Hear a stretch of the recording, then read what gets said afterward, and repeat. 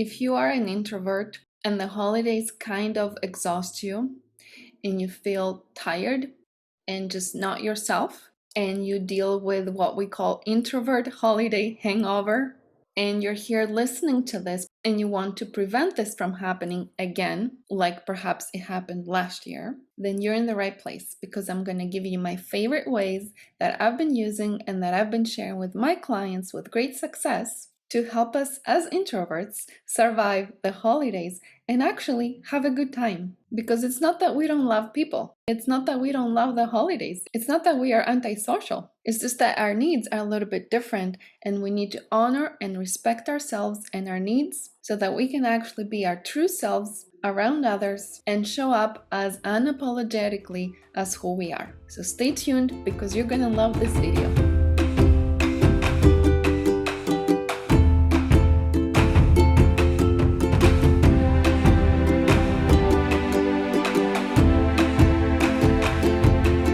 Hello and welcome back to my channel, the Whole Wellness Method YouTube channel. I am so glad you're here, and if you're new to my channel, welcome. I am so glad you're here. I am Lita Sportel. I'm a licensed psychotherapist and a functional health coach, and I'm excited to share with you today how to prevent introvert hangover during the holidays, how to survive the holidays as an introvert, and how to actually love this time of year and have a good time.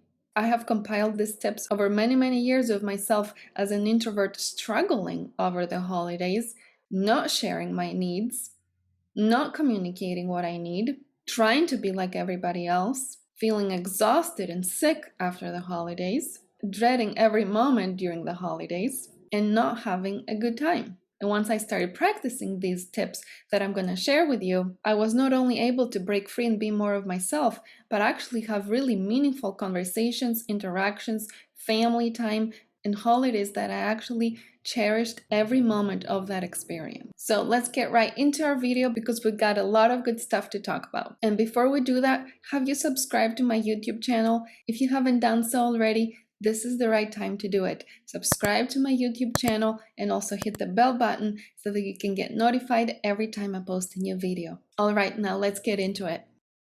Okay, fellow introvert, before we jump into all the different ways that I have for you to help you survive the holidays as an introvert, I want to share with you a little bit about what introvert hangover can feel like, because you might not actually realize that that is perhaps what you have experienced in the past after long stretches of time of uninterrupted people time. Meaning you've been around people for a very long period of time. Even a few hours can feel like a very long time, and then you experience certain symptoms that are what we call introvert hangover. So let me share with you what that could look like so that we can be on the same page. So an introvert hangover could look like you becoming very irritable, almost like irrationally irritable. And I'm talking things bother you, you get frustrated and annoyed by things that normally don't bother you. And I have to say, I totally know how that feels, because I noticed myself, and I can remember in the past when I didn't know what was happening to me, after feeling like I was suffocated by interactions that felt like way too much and that I had really given myself away, I would come back home, or after the guests would leave, I would really get upset at the littlest thing that I was like, why am I really upset about this? What's happening to me? So that's one of the signs of introvert hangover. Another sign is really feeling exhausted, completely exhausted to the point that even the next day, or maybe even for the next few days, you're really feeling drained. Some people will just stay under their covers for a few days or hours for the next day because they really don't want to do anything. What would happen to me is my body would feel extremely heavy, as though I had done like the toughest workout ever, and the next day it's like my body was really sore and recovering and recuperating from a workout. It wasn't really a workout, a physical workout, but it had felt like I had expended a lot of energy, and now I needed to recuperate. So that's another sign of introvert hangover. Another sign is feeling really indecisive.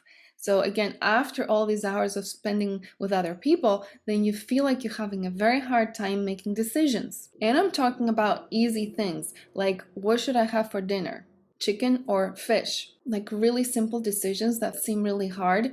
Again, that could be a sign of introvert hangover. Another sign that I actually also experienced a lot is feeling very anxious and kind of revved up. Like the next day, I would totally feel like my whole nervous system was really amped up. And I'd be like, what's going on? Why am I feeling so anxious? Nothing is really happening that should cause me to feel so anxious. Yet again, my body and my nervous system were very, very amped up. And side note, if you're also a highly sensitive person or an empath, like I am, that could also exacerbate the introvert hangover because we're also feeling all the energies and absorbing other people's emotions and energies on top of being an introvert. And the last two signs of introvert hangover are that you kind of feel like you lose interest in things that you used to like. So for the day that you're kind of recovering, you feel like things seem boring or things are not interesting, or you feel like you don't want to deal with certain things. Again, there's this annoyance or this sense of exhaustion or this sense of disinterest in things that you used to love. And the last sign that I've noticed with some of my clients is that they feel like they're having a hard time even forming sentences. They're so tired, they're so exhausted that their brain is even having a hard time putting sentences together, or sometimes they feel like they need to make a lot of pauses and to really think certain words and certain things that they want to say, or that they start speaking really slowly, like a lot slower than they would normally speak, which is another, again, interesting sign of what's going on in our body during that introvert hangover. Okay, so now how do we prevent the introvert hangover? Is it really possible to prevent it? Yes, it is. And let me tell you how. The first and most important thing that we really need to honor about ourselves as introverts is that we need alone time to recuperate. It's just the way it is. We really need that alone time. So don't fight yourself for this. Don't try to change that about yourself. Honor that about yourself and schedule everything around you during the holidays so that you can have that alone time. That could mean that you don't stay with others and that you stay at a hotel. That means that if you do stay with others, you perhaps have a room where you can go to and kind of lock the door and stay in there for a little bit to have some alone time and to do some of the activities that will help you recuperate and rejuvenate. That could mean also that you go to the bathroom where nobody's going to bother you there, and that you just go there and do some of the techniques that we can also talk about in a minute. Or it can also mean that you actually schedule to do things that are on your own. So you say, you know what, I'm gonna go take a walk. Or you know what, I'm gonna take the car and I'm gonna go do some shopping. And whether you do shopping or not, it doesn't matter. You can just say, hey guys, I'm going to go do this thing and I really want to do this by myself. Which takes me to the next and very important tip here that you follow, which is that you actually communicate your needs with others. That was one thing that I had a very hard time with because I was kind of ashamed about the fact that I was an introvert. I didn't even know I was an introvert, meaning I didn't even know that that's why I was a little different from others. So I didn't know how to communicate my different needs. I was ashamed to communicate them because I really felt like others would judge me as being high maintenance or being antisocial or being whatever, because people would actually judge me about these things. But I didn't know how to actually express to them that that's not what's really going on. What's really going on is that I just need my alone time versus like, you guys, maybe you don't need that at all, or it hasn't even crossed your mind that you would need that. And it's totally fine that we're different, that you guys don't need that, but that I need that. So that's a very important conversation that we honor as introverts, the fact that we do need that alone time, that we can't just keep going on and on and on for hours or days with just being with others, talking to others all the time, and that we need those little breaks in between where we do stuff on our own or with our partners or with our kids that give us the sense of rejuvenation and replenishment. So be honest, communicate your needs. Don't be afraid that you're going to be judged. People will judge you no matter what. There's no way for us to avoid that. What is important is that we honor ourselves and that we love ourselves enough to say, you know what? Blame it on the introvertism. I don't care what you do. This is what I need. Communicate your needs assertively. Say, I feel this way. I need this. versus trying to handle all the things in a passive aggressive way, or really not saying what's going on, or fighting, or getting angry at things, getting frustrated, getting exhausted, getting sick, which was another thing that was happening to me a lot of the times. And it was this unconscious way for me to get my downtime, but I was getting my downtime by being sick. What if we start getting our downtime and our alone time by being healthy and vibrant and happy and saying, this is what my heart desires. I desire to go on a walk by myself. I desire to stay in my room for 2 hours and really not talking to any one of you. And it's not that I don't love you guys. It's not that I don't want to be with you. It's just that I need those 2 hours to really be with myself, to read my book, to listen to my podcast, to do my journaling, to do my meditation, to do my aromatherapy, to do whatever it is that helps you rejuvenate and replenish. And then, you guys, I'm going to show up and I'm going to be a whole new version of myself that you also want to be around. Because guess what? The other self that is really pushing through and is not honoring my needs, you don't want to be around that anyways. I'm not going to be the most pleasant version of myself when I'm really not honoring what I need. So, again, very important that you are honest and that you communicate your needs no matter what others are going to think of you.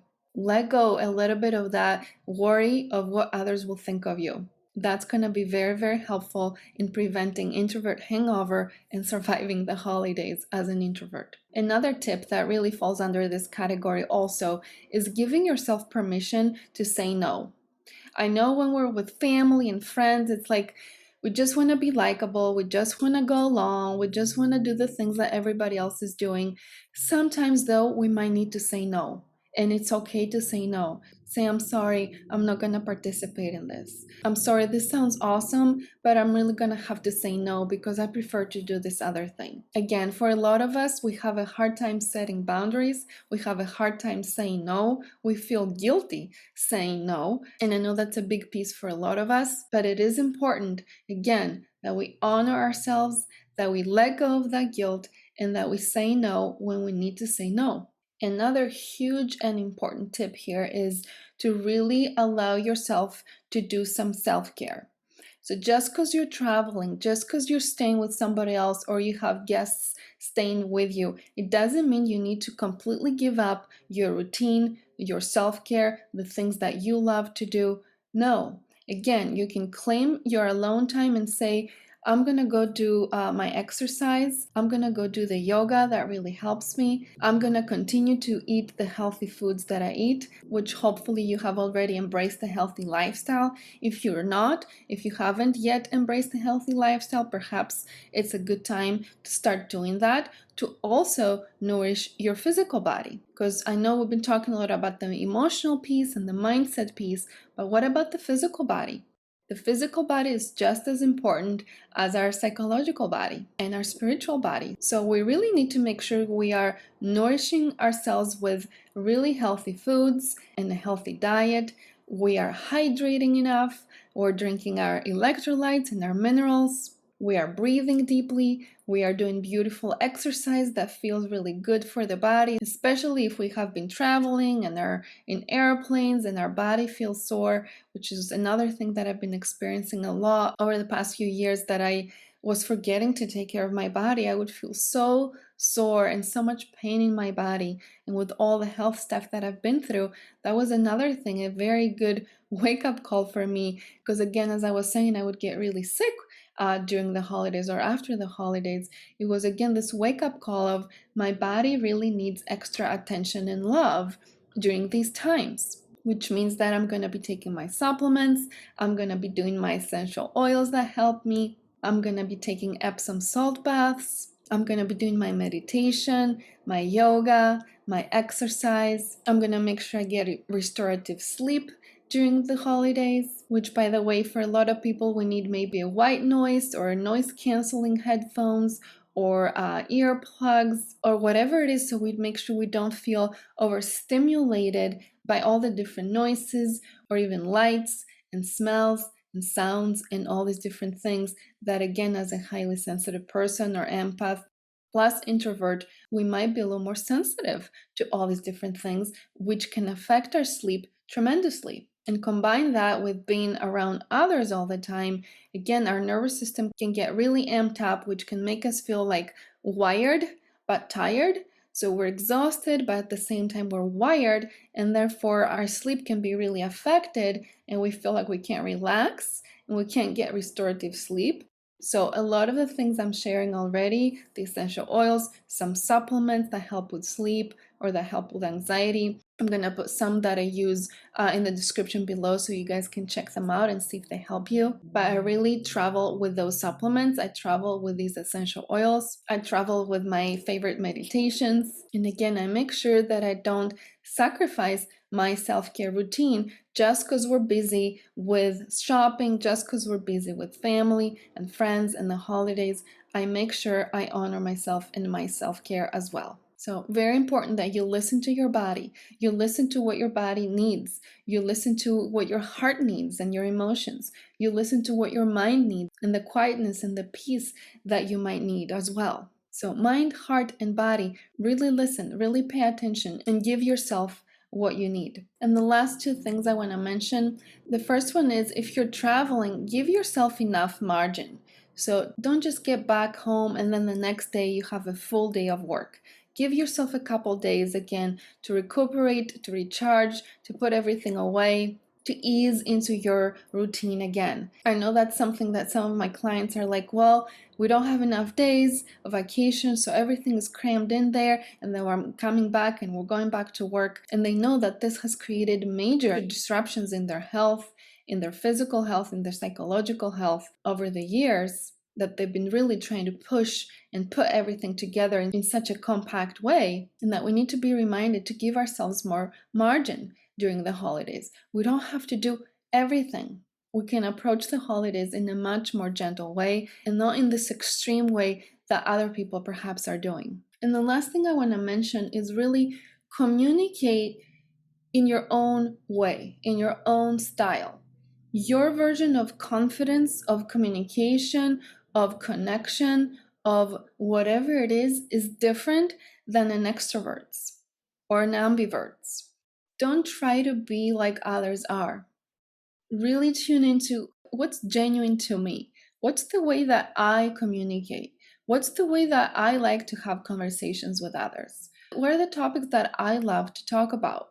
And even if others don't seem to get it or don't seem to vibe with that or resonate with that, it's okay. Be there for others and their style, but don't jeopardize who you are. Don't forget who you are. Honor who you are and then create an energy field around you that you honor who you are, that you're proud of who you are, and that you allow your higher self and your true self to come through and express that of who you are.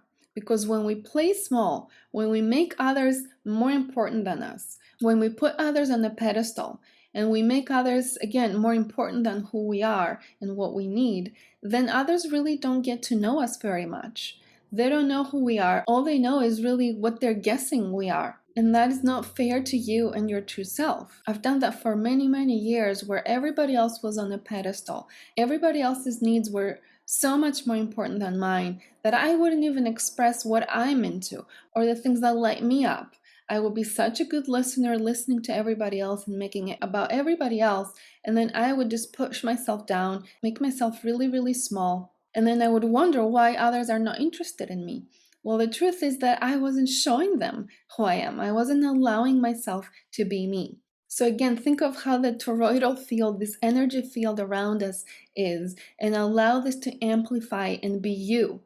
Be your energetic field. Don't compromise that. Don't sacrifice that. Don't try to change that for anybody or anything. And show that to others as much as you feel comfortable showing that. You are a light in the world. You are a light that others need to see and experience more of. So share that with others because it will bless them and it will bless you as well. So this is my message for you, dear introvert, during these holidays. I hope you found these ways and these tips helpful. Let me know in the comments which one you're going to practice. and how they're working out for you. I would love, love, love to learn how this is helping you. Check out the description below. I have a ton of different links for you to get more resources and help with all these different conversations. And also subscribe to my YouTube channel. And I will see you again next time, leaving you in whole wellness. Bye-bye.